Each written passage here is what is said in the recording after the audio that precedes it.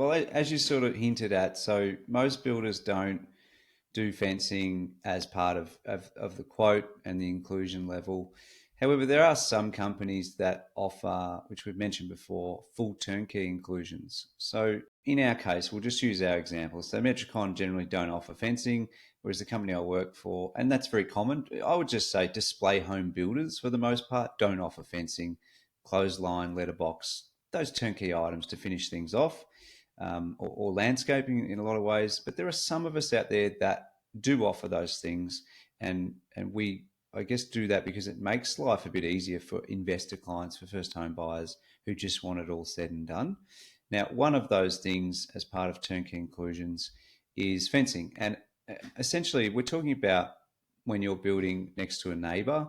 In that event, fencing means that you will need to pay a half share, which will explain in a little bit more detail what that means.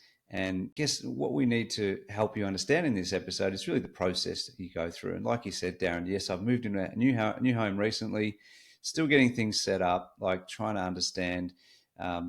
Fencing is one of the parts of the process. So we got ours installed. We already had two boundaries up. We got ours installed literally a week and a half ago on the last boundary, and we have gone through the process we're about to share with you. So maybe Darren, what's the bottom line? I guess the bottom line is, the fence, if you're sharing it with a neighbour, is it's exactly that. It's shared, so the cost is shared.